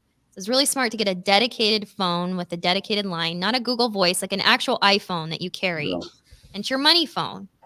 And then any call that comes, like if that phone's ringing, it's money calling. You have to answer it. I don't care what time it is. I don't care if you're taking a crap. Like you got to answer the money phone. Like you live and die by the money phone. And then also like if you need to pass it off to somebody, it can go between people or you're following up on your leads, you're texting, it's all in the money phone. So we realized really quickly that because he is so busy, he's hard to get a hold of, and I'm less so. And also like having a female, I was great at intake. So I would tee him up. I would do all the intake for the leads, and I would make it to where not everyone was an automatic appointment, but I'd work them until they're ready to get Pace in the door. The second Pace got in someone's door, they're done. We're signing that contract. Like I knew. So I set him up, and he's so a million miles an hour. I set him up with like a whole contract thing in his car where, here's contracts, you can pull them out and you can sign them right there. And then as soon as he brought it back, then I was off to the races. The seller's mine again now, and I can, help them coordinate moving. I can help them rehome a cat. I can, talk to them while they're crying about some situation. I'm their emotional support person, and I get them through. And that's how we did it. And so that's how we first came together in real estate, and that's how we first started working together. Officially. Only 7 years later. Yeah. And then you talked a little about this, I think, in a different interview I was watching, but it was actually when you guys had Corbin that you obviously stepped away from the business, and then that's where Cody Barton came in, right? Yes. Yeah. And so tell me that kind of transition where you were obviously like you and Pace were doing your thing, like you were the setter, he was the closer, and you guys were his amazing dynamic. What was that conversation when Cody came in? Was it something that like you were hesitant because he was like stepping on your toes, or was it like encouraged because like you wanted to go back and be mom for your new baby at the time? So I think like one of the blessings and the curses of being a mom is like your child relies on you, more so than their father the first couple months of life. And that's fine. But, we were getting ready to shut down our construction company. We had just probably the most awful, it was like a slew of unfortunate events. And it was awful. We had people stealing our foreman. We had people stealing our clients. We had people filing complaints with the department or with the registrar of contractors. Pace had a business partner at the time who did a lot of horrible things. And I knew because I worked there. Like I knew what he was doing, and I was telling Pace, and Pace always sees the best in people. And so it was really hard. Right before Corbin was born, we took every penny that we made in Homevestors and we put it into AZ contracting. And we made sure that every person was made whole. Every job was finished. even though we had a client file bankruptcy on us for $2.3 million. And that's not profit. That's actual labor and materials that we paid out of our pocket. They were like, bye. And it was awful. That's like a whole other story for a whole other day. And to be honest, I hadn't really thought about that in a long time. It's almost like I blocked it out because it was really hard. And it was also really hard because people started treating Pace a certain way based on like the decisions. What were the conversations that you and Pace had during that time? Like, what were the actual conversations? I felt awful for him because he always works his guts out and he always puts everyone first. And I felt like everyone was taking a massive shit on him collectively. And he was kind of made out to be a bit of a villain when, like, for instance, we had a customer that, when she'd come into town, we'd take her to dinner and we offered to let her stay at our house and we treated her really well. And she decided she was going to file a lawsuit against us because one of our guys took her toilet, like one of the many things, but during demo, our guys removed the toilet and one of them had to take a poop so bad that he put the toilet back on, but he didn't bolt it in and he pooped and then he flushed it and then it flooded. But it was during demo, all of her flooring and all the cabinetry and the shower and everything was coming out. And he cleaned it up, as it was happening, but she walked onto the job site at that point. She took pictures and little did we know she was documenting everything, and her lawsuit was full of lies, and she, didn't pay her last $30,000. And then she went after the ROC recovery fund. She went after our bond, and then she also sued us, and it was just a whole thing. But it's like stuff like that where it's like, how can you treat him like that? We put labor and materials into your home that you didn't pay for. We improved your home. I don't know. There was a lot that was going on. Yeah. But my heart just hurt for him because I know who I married and I know how special he is. And I felt like he was kind of being taken advantage of by other home flippers, like the guys that filed bankruptcy on him and a few other people. He's being taken advantage of by certain homeowners and certain things. Like for instance, like we had a customer who, they had a gas line. They were remodeling, moving back rooms around and walls and stuff. And they had a gas line in their house. And so they said, can you move this? And he was like, yeah, but I'd have to pull a permit, because you can't just move a gas line. It's super dangerous. So he's like, I'd have to pull a permit, jackhammer up your foundation, move it, blah, blah, blah, blah. And he was like, I have to charge you another $3,000. She was like, no, don't worry about it. Don't do it. So then, the job's done. And then we get a complaint from the ROC saying that there's a gas line in her son's closet and that's not safe. And it's just like stuff like that where you're just like, that's very interesting. Yes, that's not safe. But when you hire a contractor, you're not hiring them to bring your entire home up to code. What they touch needs to be up to code. Like you're buying an old house and you chose not to fix that. That's not, I don't know. It's just stuff like that was happening a lot. Yeah. And so I just watched him work himself to the bone as he always does.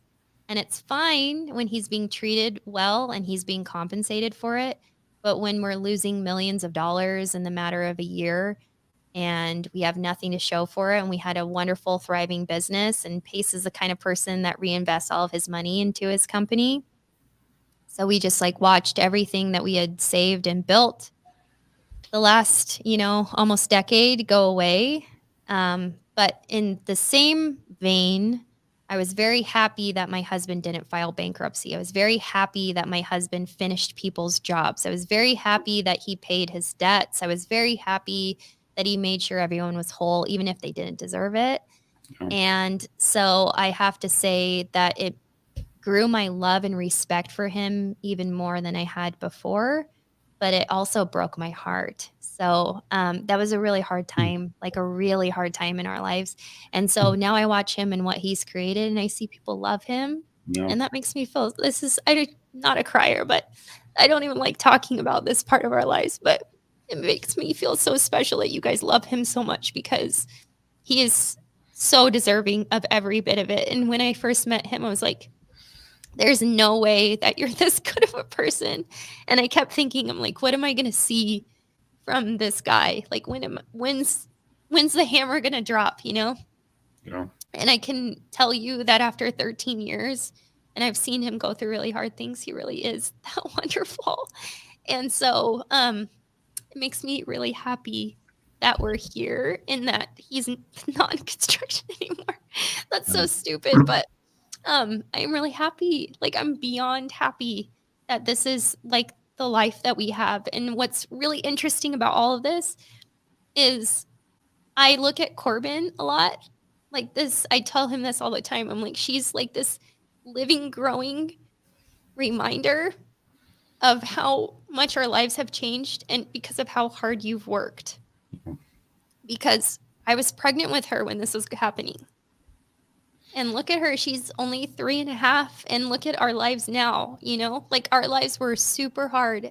And so like between he and I, we were not contentious. We never fought. And like people who are going through really stressful financial times, you will fight. And a lot of people will end up divorced over it. But we didn't have that. Like other than a hurt heart, you know, we love each other, and I would follow him anywhere. That's I mean, this is why we do this. Well, I don't know, like, you can't see all the comments, but like everyone is just like they're sharing their love for you. And like, again, this is exactly why we do this, because everyone always sees the tip of the iceberg. They see where you guys are at now, and they see TV shows, they see you know, hanging out with the Cardones, but they don't see this. They don't see your character when shit hits the fan and you're losing money, nothing's going the way that you expected them to go, and the fact that it made you guys stronger. It made you guys loved. Like, that's why that happened. That's what I believe, right? It's like it made you guys even stronger to put you where you are today. Yeah. And thank you again. Like, thank you for sharing that, because that's what everyone's looking for. That's what I was looking for. That's what Sam was looking for. Well, if it makes anybody feel better too, when people say thank you for sharing him, I could not want for anything else in this entire world than because he's going to do it regardless. He has always been that way. He'll always pour his heart and soul, and he legitimately does care about every single one of you. And so when you say thanks for sharing him, I am filled with nothing but like love and pride for him and who he is. And I can't imagine holding him back or keeping him a secret or not allowing him to go out and do what he needs to do. It doesn't matter if it's 10:30 at night and I'm sitting in bed by myself. Like, I never feel any type of way. And I don't feel like I'm losing anything or missing anything. I would feel like I was keeping him from the world and what he's meant to do if I was forcing him to stay home and, you know, not go out there and be with people. That's what he loves. He loves people. He really does. I feel horrible. Why? We made you come on this podcast and we got you to cry. So oh my gosh, I haven't cried in I didn't even cry when Monday was born, but I'm like not a crier. So this is like, thanks guys. Just kidding.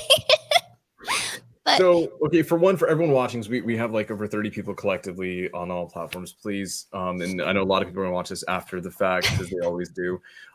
Everyone just go to Laura's Instagram at Laura Morby, and then just tell her that you freaking love her. No, tell her that you love her. And there's a reason why I want to say that specifically, because I think it's safe to say for a lot of people who are, you know, as the students, we know him well. And I'm one of the students who has been blessed by him, where I know him even greater than most, because he's kind of reached out, saw something in me, plucked me out, and has put me in a position to succeed in a big way. And I didn't know any of this. So, and I like to think I know him pretty well. But this is just hearing this, it takes me back. and it I'm taken aback by it. And I have to say this for as another visionary who tends to bounce off the walls and who tends to want to work 12, 13-hour days and who wants to, and I get a lot of this from him. I swear to God, a lot of this has been inspired by him, because I've always felt that Pace has an amazing, he has an amazing filter where he somehow seems to attract the most giving human beings on this planet. And what he does is he may see it in them before they see it in themselves, and did that with me. Yeah. And as someone who wants to give, and I see how much he gives, and I'm like, I need to one day be able to 10x the amount that he gives. And it's great. And as the people who do it, we get a lot of love for it. But what people don't realize is that when we come home at the end of the day, we need a rock. We need some person to give us that stability to keep us on our course. And that person is, in my opinion, always actually the unsung hero. So I can only imagine.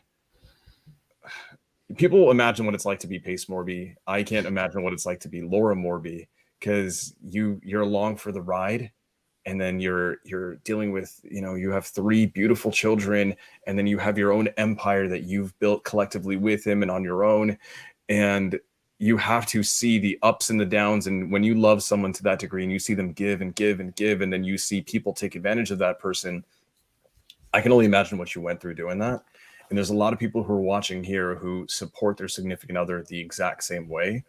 And I'm telling you guys right now, like, I'm not even married. I've never been there. And I'm not, this is one of those weird things where I know this is going to happen. If it hasn't happened to you guys, I can almost guarantee at some point it will. But listen to Laura, stay the course, stay by your spouse, stay by their side, and be the one person who supports them no matter what. Get them through that tough time. You got him through an extremely freaking tough time. I'm sure he would have done it on his own regardless, but the way that he did it, the way that he came out, that wouldn't have happened without you being his rock. So to everyone else who's in that role that Laura was in at that time, you're not alone. You're not alone at all. Yeah. And just thank you for being who you are, to all of you. Thank you. Laura, I'm sorry. I'm so sorry. Why are you sorry? No, that makes me happy too.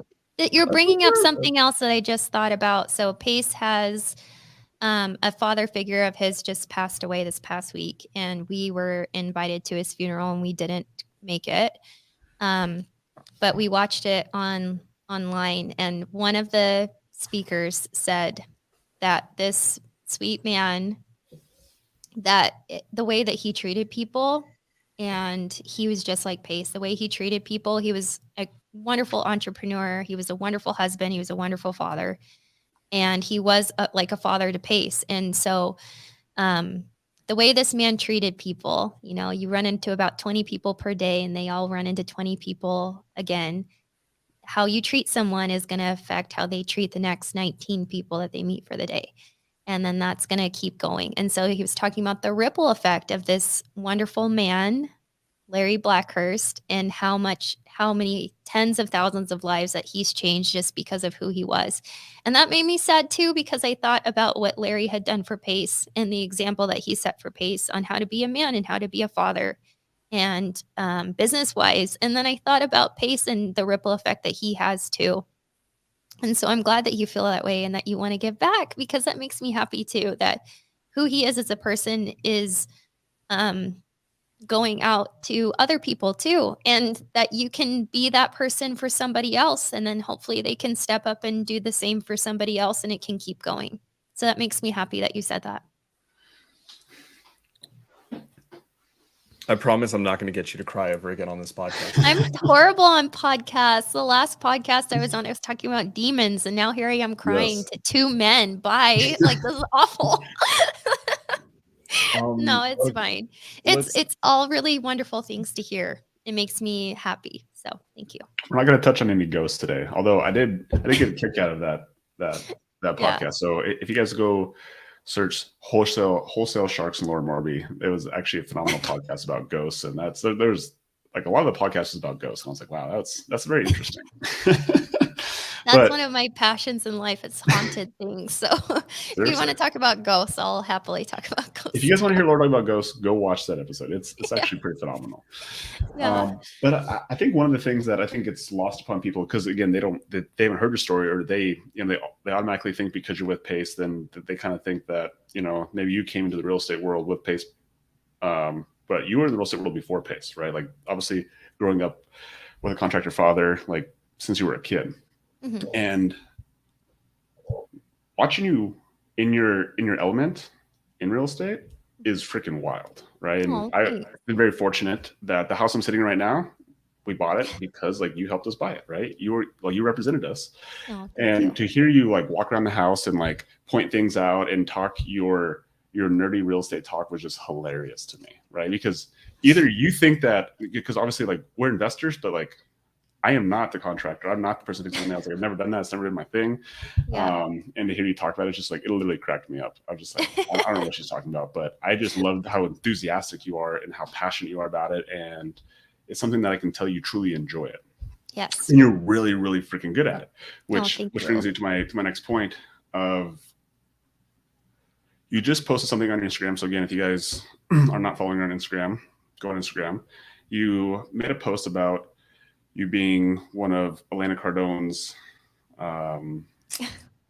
angels, right? And like EXP, and you guys are building a brand over there. Like, tell us a little bit about that, because that's literally all I've seen about that, and I couldn't find any more information on it. So tell us a little bit about what you have going on with. Wait, real quick, is that like classified top secret intel? Because I heard whispers of it, through the grapevine. It's on Instagram. It can't be that secret. Well, and then I saw that, and I'm like, okay, I think maybe we can ask her now.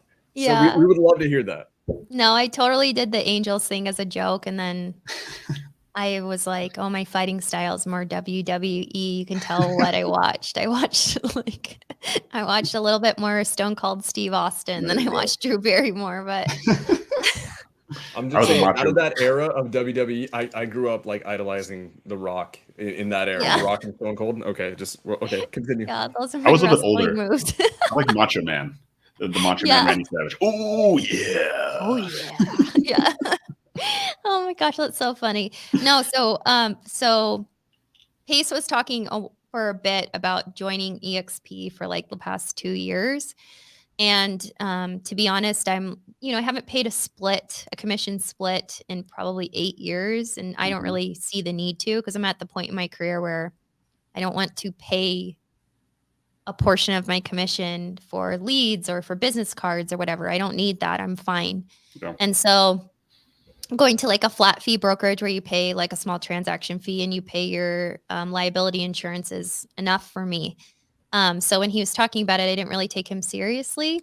And then, we were invited to 10X offices opening here in Scottsdale.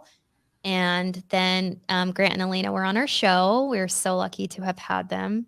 Awesome. And after that, Elena started talking to Pace and Jamil about maybe having Rahima and I join underneath her at EXP. And those talks went on for a long time. And I was like, I have no idea what's going on with a lot of things in my life. Not, because Pace is like purposely keeping me in the dark, but Pace does so much during the day. He could not come home and regurgitate it all to me. So like people sometimes are like, oh, you're going to do this. And I'm like, yes, I am, because I have no idea what you're talking about, but sure. Yes, I'll be there, because like I truly am kind of along for the ride, and I'm lucky to be so. And so I went to lunch with Elena, and Pace keeps encouraging me to make a video about my lunch with Elena and like what we talked about and what I learned from her. And I was terrified. I was absolutely like, to be honest, like if she will never watch this, I don't think, but if she does, oh my gosh, she might get a kick out of this. She's a loyal subscriber, Laura. Well, she asked if Rahima and I would go to lunch, and Rahima was in Texas with Pace and Jamil with the boys. And so she was like, I would love to, but I'm in Texas. And then so I'm like, there is no way in hell I'm going by myself with Elena Cardone. Like, I can't hold my own with her. She's going to get in front of me and she's going to be severely disappointed. And so I was like, oh, next time you're in town, Rahima and I would love to, like, I'm like politely trying to get out of this, not because I'm not like flattered and honored. I'm just mortified of myself. Like, what do you wear to go eat lunch with Elena Cardone? Where do you take her? I don't know. And so I called Morbid Pace and I was, Mexican. yeah. So Pretty Pace she sent me a message privately and she was like, where do you want to go? I'm free Saturday at this time. And I was like, let me Google like what's appropriate to take her somewhere. And, I don't know anything about her. I don't know what she likes, dislikes. I don't know if she has any food preferences. And then I'm like, what the heck do I wear? Can I take my baby? I don't even know. I take my baby. And I called Pace and he's like, she is a normal person. Like, she is like salt of the earth. Like, she's born in New Orleans. She's just a normal person. Like, you're going to be fine. And I am happy to report that she is incredibly, like, she is so wonderful. It was amazingly easy to talk to her. I learned so much from her in just a short amount of time of sitting with her. She's so kind. The only thing that was weird is she got in a murdered out Rolls Royce as she left. Like, that was the only thing that was like, other than the fact that she's like drop dead gorgeous and you're just looking at her and you're like one of the prettiest people I've seen in real life. But like, other than that, the only weird thing that she did was she got in a Rolls Royce as she left. But like, she is 100% normal. She's just like any other, like, she's not like pretentious. She's not rude. She's just like, she's wonderful. And I was blown away. So after that, we decided to like officially, join and get started. And so EXP is like a revenue share model, so as you recruit people underneath you, it helps her and helps the whole team, in fact. But she's building this really cool thing just for her downline. It's called Cardone World. And so you'll have access to, really high level people that are in her circle who offer trainings and support and all of these wonderful things and all these, it's kind of like this little connected social network almost, where you can, ask for help, ask for advice. And, people pay Grant tens of thousands of dollars to talk to him for 30 minutes. And he pops in and does sales training. It's kind of wild, actually. And so I'm kind of looking at this more like, I'm not giving a portion of my commission away. This is like almost like a mastermind fee. Like, I'm paying for a seat at the table. I'm paying to learn from, it's just like being a fish in a stream. Sometimes you have to hop into someone else's stream, or you need to get into a bigger pond. And so that's kind of how I'm looking at it. It's like almost like a marketing expense or, a business expense, the amount of money that I'm going to pay to EXP out of my commission. And so I'm really excited about it. And I'm really pumped from what I've experienced. I've only been there a week, but it's been wonderful. There's like hundreds of trainings a week. It's insane. I'm like, I could literally sit here all day at my computer and do trainings. So they offer a lot in that regard. And then a lot of really cool proximity things. You're directly under Elena Cardone. That's wild. Well, I mean, I have to say this for anyone that's listening, and I think we've all been in positions where it's paying for a mentorship, or it's maybe giving up a little bit of a commission to get into a circle. The reality is, this is paying the price of building a relationship, and a relationship with Elena Cardone and the people in her circle. I mean, I would do that for I would give up all the commissions for that. I know. I'm a firm believer that everyone is actually just one or two relationships away from their lives being changed. I know, because this has happened to me. The last 7 months, my life has been changed in a massive freaking way. And it's been because of relationships with Pace, first and foremost, right? What he's built, what you've helped him build. So, and a few key strategic other people, including this guy that I get to, talk to on Zoom a little bit right here.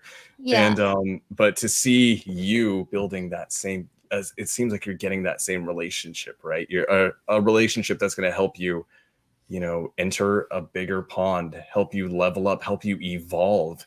I'm actually super freaking excited for you. Like, I'm excited too. Pace is like this. Pace is like this. You were talking about Pace seeing something special in you. And I think the same thing for me, not like Pace has told me that I'm talented and I have things to offer and I know things and I can teach people. And I felt poorly about myself in the past. And like, why would anyone want to listen to me? Why would anyone want to learn from me? What can I teach somebody? And I think, especially over just like the past couple months, I'm like, wow, I like do know things. And obviously I do, but it's just like this weird thing in our heads where I'm like, I'm just little old me, but then I'm like, wow, I've like actually helped people and I've changed people's lives and I've been able to help people make more money. And that's really encouraging to me too. So I'm this 100%. I'm blessed because I'm in proximity to Pace. Pace is like a campfire. He creates all of these opportunities and all of this warmth. And so you just have to come close and you get to benefit from what he's creating. And so I'm a wonderful recipient. I tell him that all the time. Like, you don't just give things to people on a silver platter, you give it to them on like a gold plate, like you serve it up, like, here it is. And, he wants everyone to do well around him. He wants everyone to make money and to make the most of their talents and what they have to offer and feel special. And, so I'm really lucky for sure. I was really happy when you agreed to come on here, because the little bit that you do share on social media, like it is very good. Like I said earlier, like I've seen you in your element. I've seen you without the camera, so I've just seen you when you're in your element. Like, you're really good, and the fact that now you're pushing your YouTube, right? So go follow her on YouTube. Yeah. And you're on Instagram, and now you're doing this with Elena, and you're putting yourself in a situation where you can now, as like, obviously, like, you're getting mentored up, but like there's people going to be below you that you can mentor as well. Yes. Right.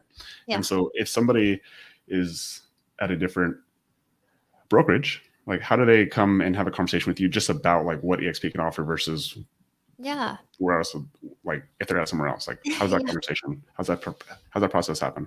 You can send me a message on Instagram or you can email me. I'm a little inundated with requests about it, which is wonderful for me, but I'm also trying to get through them because each person's situation is completely unique. Some people just need to take their test. Some people haven't even been licensed, and some people have a whole team that they need to know questions about teams and things like that. So I think that probably Rahima and if Elena's available, will probably host like a Zoom where we'll explain what it is and do a Q&A. But right now I'm kind of getting through them just myself. And so I'm not the best at it because obviously I've got a toddler, teenager, and newborn, and I've got, an actual real estate business that I have to do as well. And then, I just got a lot going on in the TV show and stuff. And so I'm doing what I can. But you can always email me, or it's Laura Morby at iCloud.com, or you can send me a message on Instagram, whatever is easiest. But I'd love to tell people about it because I think it's a really cool opportunity. And I feel like what Elena is creating is very similar to what Pace is creating. I've never felt so much like love and support from the support call that I was on with her, the training, and just how much people were like willing to jump in the chat and help each other and take notes and answer questions. And I was like, wow, this is like, I've never been around, because usually a lot of agents are like everyone for themselves, and I don't want to teach you what I'm doing. And it's, Pace has always been more of like the abundance mindset. Like, we may be competitors, but we can all make money. And I always feel the same way. Like, even if you're in Phoenix, I'll teach you exactly what I'm doing to make money and to have consistent business. And I don't think I'm ruining my ability to make money. I'm just, teaching someone else, because there's so much money out there to be made, and there's so many houses to buy and deals to be done.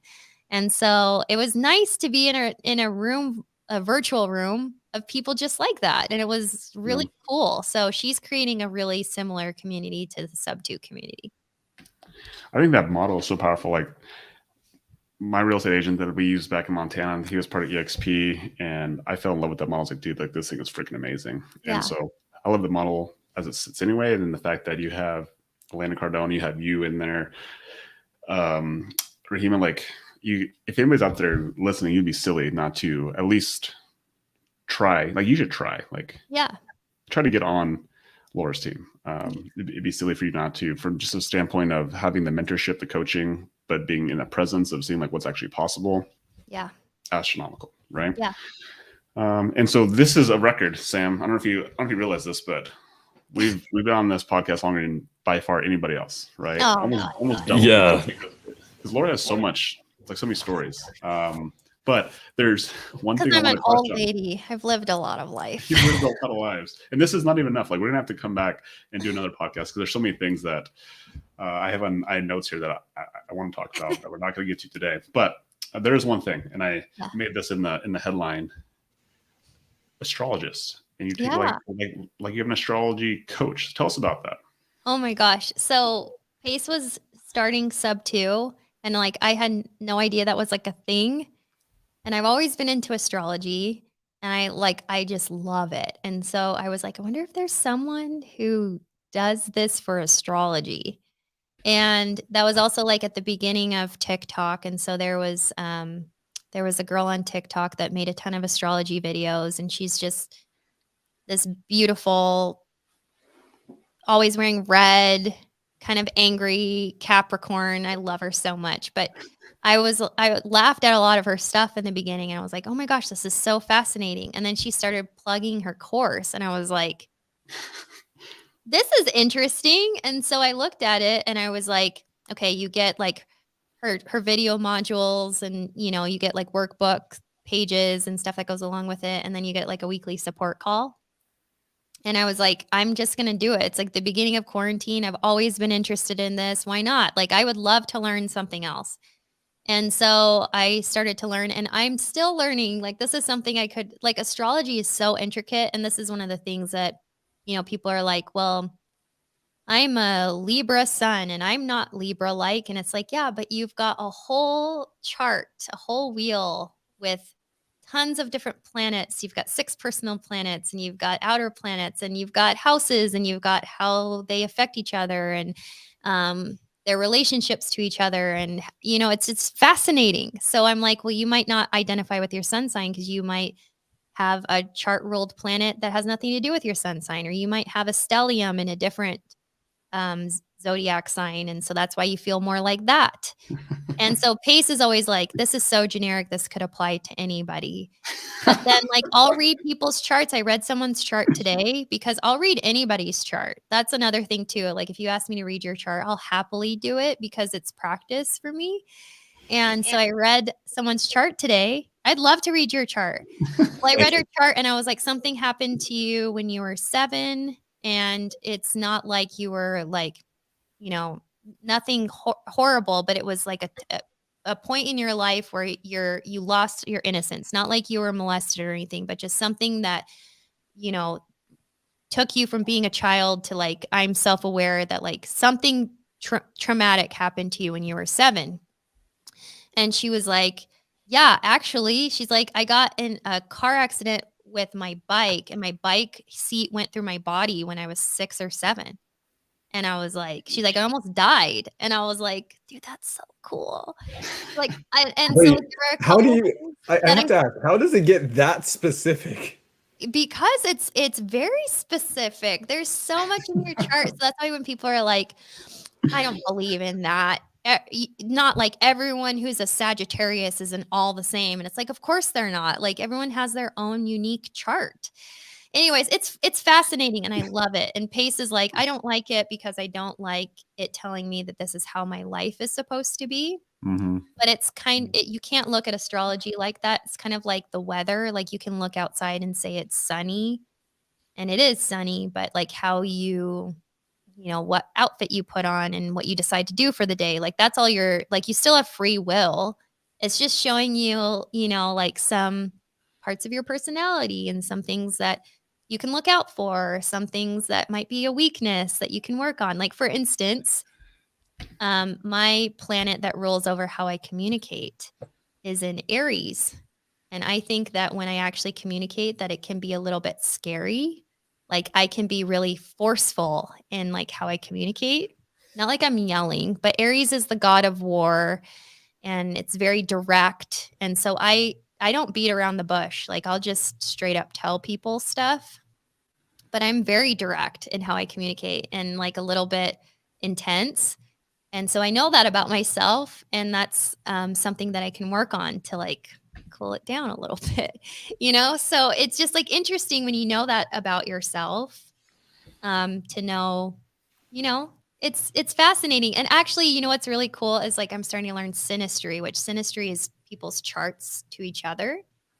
And there's Pace and Mai. There's an asteroid called Juno that rules over your marriage.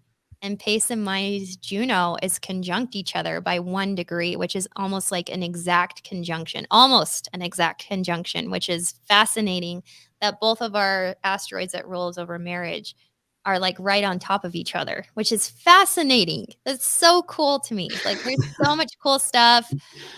Like I know my kids in my chart. I knew like what like I show up in my kids' charts as their moon signs, and I knew what moon signs my kids were going to have, and they do. It's just like it's so cool. And like in my chart when I grew up, I was 20, and it says that I'll be 20 when something will happen that will take me from, a kid to an adult.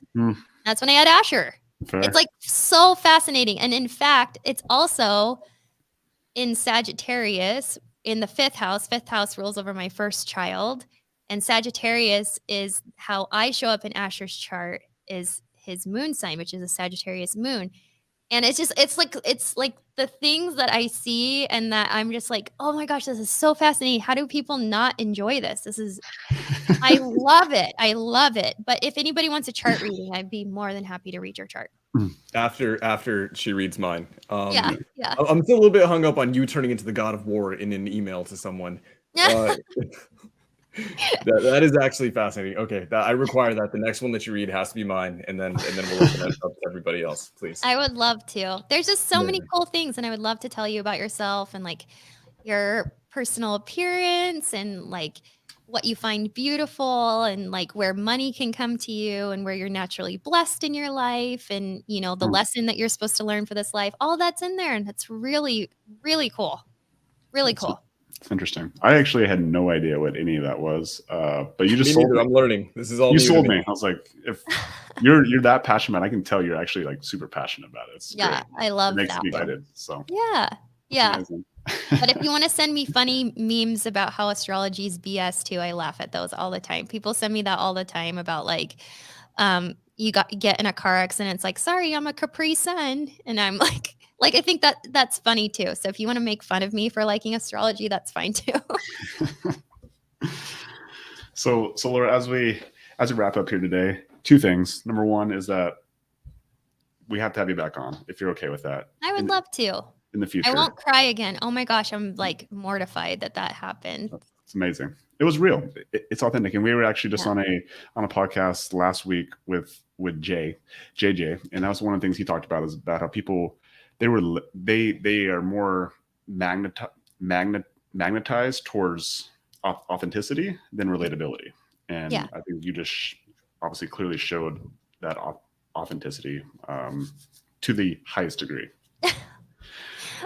Or I turn a lot of people off, because sometimes when people cry to me, I'm like, I don't know how to emotionally support you. So I don't know why you're maybe crying. people are gonna watch this and be like, oh my gosh, too much for me. I'm not like that in real life, people. I'm not emotional like in that regard. It's amazing. But as you kind of wrap up here, like, what is a question that you wish that people asked you that no one ever asks you? Oh, that's a good question. I think that what I want to talk about, this is going to sound psychotic a little bit, and I'm not trying to sound you just like talked about astrology. I don't know. Yeah. I mean, we've covered the gamut, right? We talked a little bit about demons, and then we cried. We didn't really talk about demons. Yeah. No, what I'm really passionate about and what I really love talking about is relationships, like my relationship with Pace. And I do think that that's something that people find interesting about me, because I get a lot of questions about it, and I get a lot of questions asking me how our relationship works, or can I have advice because we seem to have it figured out, or they have a spouse that's similar to Pace and they're having a hard time. And so that's one of the things that I am really passionate about, because I think that a lot of I'm not saying we're perfect, but a lot of how I support him just comes naturally. And I think that it doesn't come naturally for a lot of people. And I think that I can really help both sides. Like I can help, visionaries who are going out there and hustling and going a million miles an hour. I can help you guys understand, what's going on and why someone might be frustrated with you who's in a relationship with you. But I can also feel like I can do a massive mindset shift for the spouse who is more like me, who is the one who is behind the scenes. And so that's something that I'm really passionate about because it really hurts my feelings when people are having a really hard time because I don't feel that way about Pace. But I do know that if Pace was married to another woman, that they probably would have a hard time. And so I think that that's something that I'm really passionate about and that I think that I could really help a lot of people with is, and not necessarily telling someone what to do, but just sharing a little bit more about our marriage and our dynamic and how we parent and things like that. That's amazing. Yeah. I have to say this, and then we'll wrap up. But I'll be remiss if I don't say this. As I said earlier, right? Like I basically never had a functioning husband wife to look at and like model, right? And as a younger guy, kind of, and then becoming an entrepreneur and doing this crazy thing and trying to go a million miles a minute every time that I can. That's how I feel like my life is going right now. Mm-hmm. Logan knows this. One of the reasons why I have so much respect for him is that I learned so much from him and Katie. And it's not because they'll sit me down and they'll actually pour into me, but just seeing how they, being in proximity to them, see how they operate as a couple with their beautiful, beautiful daughters. And that actually gives me ridiculous amounts of value. Like Logan can teach me real estate because there's so much that he can teach me there, but I honestly find so much more value in that. And then from that first day that I was able to spend, with you, sharing time and sharing space with you, and you had Monday and Corbin and Pace were there. You poured into us that night. You specifically did too. Yeah. And you said this a little bit earlier that when you've had these thoughts of, what can I teach people? The reality is you taught me a lot that night. Oh, thank you. And you may not realize it, but your way of being and your way of operating to me is very fascinating because I never got to see that. Yeah. I never got to understand what that looks like being the product of a single parent household. So I'm always looking for that, and not that any one way is the right way, of course, just getting wisdom from those who are doing it and have gone through the strife and seeing how you operate with your children, with Pace, with the roller coaster that it must be to live the life that you live. It's not only inspiring, but it actually teaches me so much. Yeah. So the fact that you're passionate about teaching that actually makes me super happy because whatever you do for that, like I would just want to be the first person there. Oh, you're so sweet. I've gone back and forth and I'm like, is that the kiss of death? Like if you start doing that, are you going to end up getting a divorce? Because it's like the universe is like, oh, you want to teach people how to have a good marriage? We're going to ruin yours. No, but I've thought a lot about it too. And I think that Pace is an excellent husband and an excellent father. And I think that that's something that comes naturally to him too. So it's just fascinating. But I agree about Logan and Katie as well. This is you can learn a lot just by observing somebody. Yeah. And one thing I've observed about you, from my perspective on why your guys' relationship works the way it does, is that you're not dependent on him, and that's why you can lay there in bed while he's working because you're not you don't need him to be there in order for you to be fulfilled. It's a preference. You definitely. I'm sure you definitely enjoy when he's there, but you're not dependent on it. And I think that's something that's so powerful that in any sort of relationship, when you become dependent on somebody, you can also it turns back the other way, and all of a sudden you can start to resent that person when they're not there.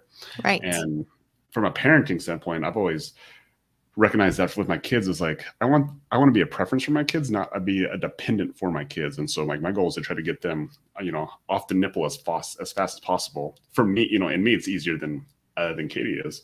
Yeah. But I want that relationship to be something that is, they want to be around me, not that they feel like they have to be around me. Otherwise they can't function. I think a lot of that same dynamic can apply to a husband and wife relationship as well. I completely agree. Yep. And sometimes when Pace comes in, like I don't need him to be emotionally fulfilled.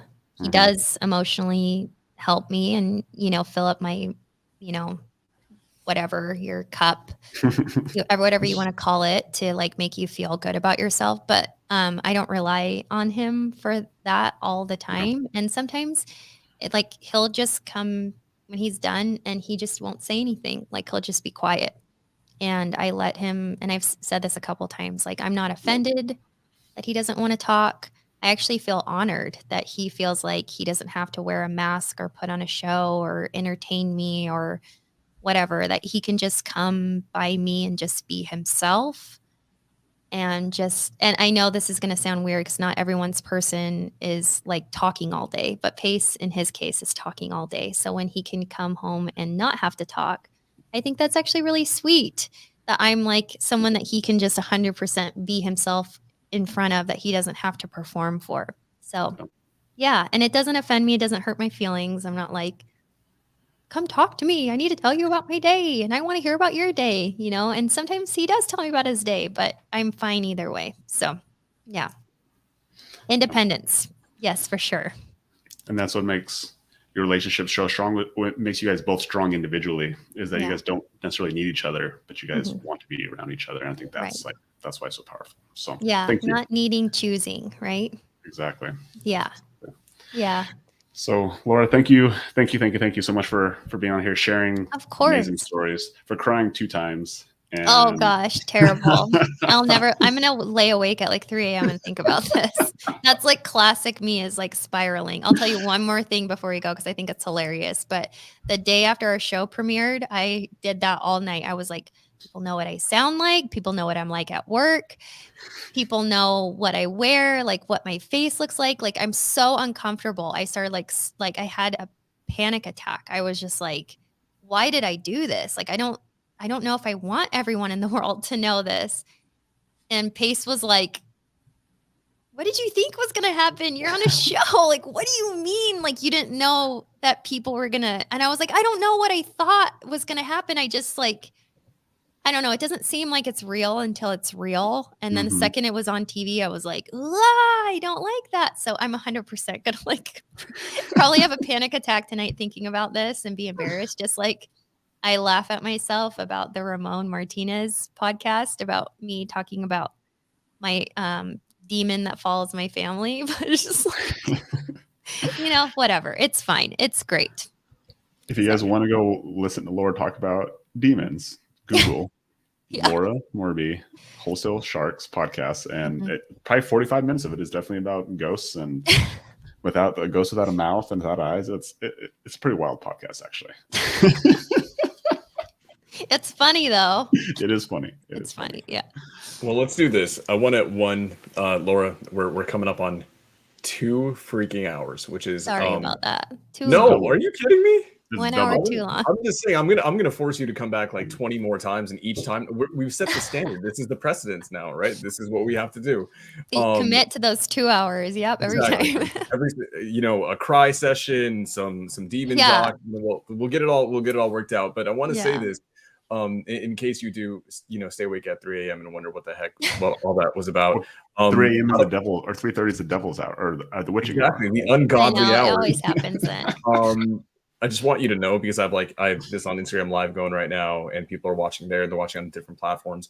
The amount of love that you have been getting, especially during that time frame, I don't think I've ever seen it before, especially not on our podcast.